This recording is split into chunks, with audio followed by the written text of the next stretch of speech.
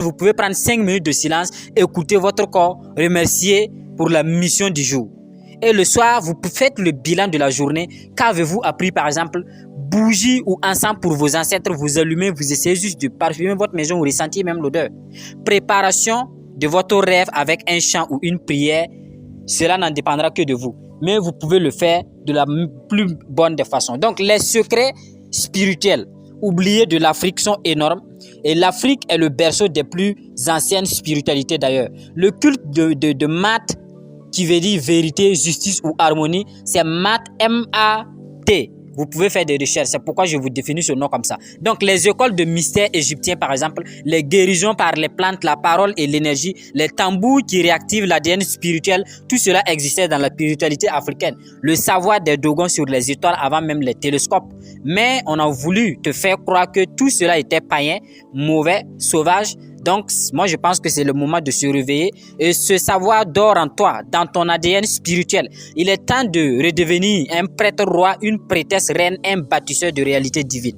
Donc, des exercices pratiques pour activer votre métaphysique africaine ou essayer d'aborder ce chemin, c'est faire des rituels 7 jours pour activer votre pouvoir créateur.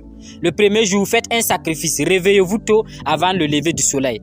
Lavez-vous avec une infusion d'herbes locales comme le menthe, le nîmes et le citron. Ces 3 plantes sont très efficaces.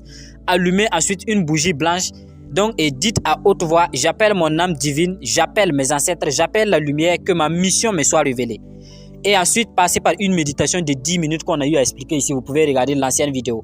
Au 7e jour, écris ce que tu ressens. Une porte intérieure s'ouvrira et tu verras bien que tu commenceras à adopter de nouveaux chemins de transformation personnelle.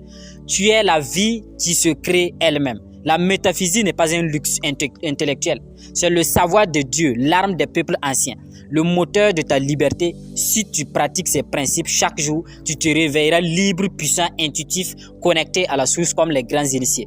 L'Afrique renaîtra spirituellement, non pas par les armes, mais par la connaissance sacrée de ses enfants éveillés. La connexion à la source originelle africaine, réveiller les racines oubliées pour guérir l'âme et activer le premier chakra.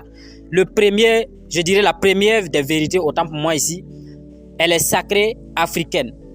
C'est la matrice spirituelle de l'humanité. Avant d'être un continent, l'Afrique est un sanctuaire. Elle est le berceau original de la conscience humaine, je dirais, le lieu où la source divine s'est déposée pour insuffler l'âme dans le corps de l'homme.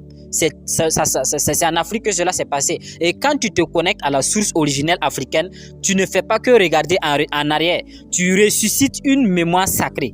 Celle de tes ancêtres, celle du peuple qui a vu le divin marcher avec lui.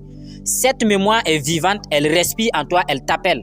Mais voilà la drame, ou bien voilà le drame.